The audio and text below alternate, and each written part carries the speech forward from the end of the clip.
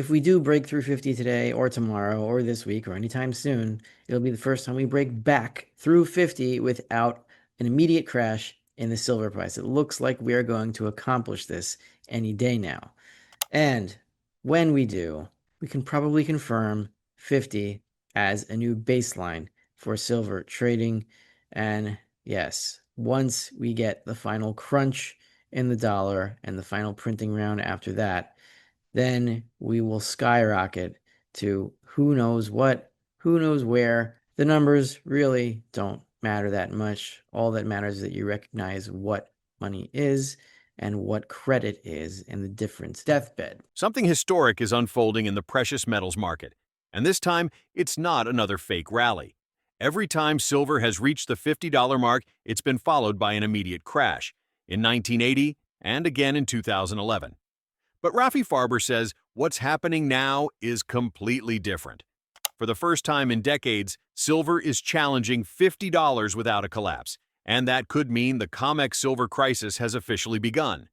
Silver vaults in Shanghai have collapsed by more than 80% since 2021, and London and New York are also being drained. Meanwhile, the gold market quietly surged past $4,000 an ounce this fall, showing signs that both metals are decoupling from paper suppression. Central banks are buying record amounts of gold, the dollar is weakening, and inflation pressure is creeping back. Farber's warning is simple. When this final leg breaks, silver won't just rise, it'll reprice the entire monetary system. The world will finally see the difference between money and credit, and those holding real metal will come out on top.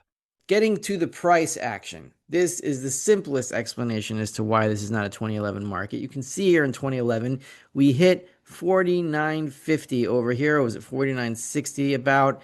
And within 5 days, look at these candles. 1, 2, 3, 4, 5.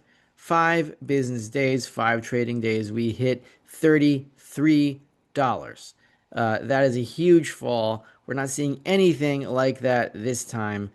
We saw the same thing in 1980 where we hit 50 briefly on January 21st. Within a week, we were down to, I think, in the 30s again, something like that. It was brutal. This time is not even close to that. But let's get into something a little bit more in depth here. You can see this is an article from May 10th, 2011, about 9 days after the run to 50 or the run to 49.50 in 2011. You can see here back to this chart. This is April 30th, I think, when we hit the closing high, or April 29th, one of those days. Very late April. This is May 10th, about 2 weeks later. Silver margin changes by CME since 2009. CME Group raised margin requirements for the 5,000-ounce silver futures contract 5 times over a 2-week period by a total of about 84%. The margin hikes, cited as one of the triggers for the broad-based rout in the commodities complex last week, sparked a slide in silver prices since touching the record high of 49.51 an ounce on April 28th. CME, the world's largest commodities exchange, hiked margins to $14,000 per contract from $12,000 effective May 5th and again to $16,000 effective May 9th. Prior to April 25th, the margin stood at $8,700 per contract. So they hiked margin to $16,000 by May 9th from $8,700 while silver was reaching its all-time highs. Now, what is margin? It's simply the amount of money that a trader has to put down in his account as cash before he takes a position in a silver futures contract. The CME requires these margins in order to ensure against default and other risks. And so the more cash a trader has to put down to get these contract positions to go long, the less he's going to put, the less he can put down, the less fewer contracts he can afford to buy because he needs more cash in order to buy them. So the higher margin goes, the demand for silver futures contracts goes down and price goes down with it. That's what tends to happen, especially in a weak market where silver wasn't fundamentally at $50 that yet, but there was a speculative frenzy that brought it up to there. Now, where are we now? Remember, the CME hiked margin to $16,000 per contract in order to get silver prices down, and they succeeded in doing that very well. Where are we now? What's the margin requirements? Well, I'll give you this PDF directly from the CME. You can see here this business date, September 26th, we are at $16,000 margin, the same margin that was required after the crash of the silver futures market in 2011. It was hiked up to 16,000. You can see that they hiked it up from 15,000 a few weeks before. This is September 17th, September 15th. If you keep going, back in 2024, you can see here, this is July 19th, 2024. Margin requirements were $11,500. Basically, what I'm saying is that margin requirements are the same as they were in 2011 at these prices in the upper 40s, but this time it's not pushing futures down. In fact, we're having a big bounce today, which means that the fundamentals of the silver market are a lot better now than they were in 2011. But let's go to the next slide.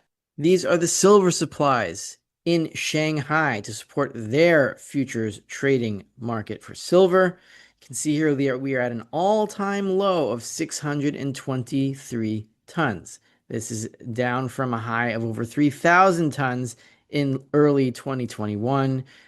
We are about 20% of that now. So 80% of the silver in Shanghai has been sucked out since 2021. So London is not the only futures trading hub that is short supplies. Silver has been flowing from New York to London, and it's probably going to have to flow from New York to Shanghai, or maybe from Switzerland to Shanghai through New York through some mechanism. But yes, China is very low on physical silver now to support their futures trading over there. This is a worldwide phenomenon. This is an important technical pattern here. This is the silver to S&P 500 index ratio. So you see here that since 2011, last time we hit $50, that was a high for the silver to S&P 500, meaning the S&P was very cheap relative to silver. Silver was at a high relative to the S&P, and since then, silver has been falling. It looks like, first of all, we hit a double bottom hit in 2022. You could arguably call this a triple bottom if you want to count this as two tags and it looks like July and October or something like that. But anyway, it looks like we have a firm double, maybe triple bottom over here, and we haven't gotten close to it since. But we still have to break through this trend line here on the top, and that connects the 2016 top with the 2020 top and the recent top that we just saw a few weeks ago when silver hit 54. Farber compares this breakout to 2011, when silver shot to $49.50 and then crashed after the CME Group hiked futures margins by 84% in 2 weeks. But here's the twist. Today, the margin is already that high, and silver isn't crashing. It's holding strong, and even rallying. That tells him the fundamentals have flipped. This isn't a speculative blow-off, it's a structural shortage. In 2021, Shanghai held over 3,000 tons of silver. Today, it's just 623 tons, the lowest ever recorded. London's and COMEX's registered stocks are also at multi-year lows. The physical metal that used to back the paper system is vanishing. Meanwhile, the silver to S&P 500 ratio, a key indicator of real versus paper wealth, has broken its long-term downtrend. Silver is quietly outperforming stocks for the first time in 13 years. According to Farber, that's the spark that ignites the public awakening. When investors realize their stock portfolios aren't protecting them from inflation, they'll rush into real money. He even shows that today's chart mirrors the 1970 to 1980 pattern, the last time silver went parabolic and fiat faith collapsed. The message is clear. History doesn't repeat, but it rhymes. And the rhyme this time is louder. Once this breaks, I think we can kiss this bear market that's been in place since 2011 versus stocks goodbye. It arguably ended over here in early 2024, and we are on our way up now, but we do have to break this trend line. And in another perspective, it's possible that we already have. You'll see that over here. This is the same chart, except it's flipped. This is the S&P 500 to silver ratio. This is silver to S&P. This is S&P to silver. So basically, same ratio, just flipped. You can see here that in this angle, it looks like we already broke through, right? If we broke through it to the downside, that means that silver is becoming more expensive relative to stocks. And this is the ratio that is really going to get the public attached and realizing that silver is moving higher because credit is moving lower. Because if they realize that their stock portfolios are not really helping them and that all the purchasing power is going into money anyway and stocks are not fighting their purchasing power loss as much as they thought they were, then you're going to see a whole bunch of stock portfolios plow into real money, and that will be an end game signal as well. So we see here that we broke through this trend line. We're going to break back through it again. It says here that we are at 139.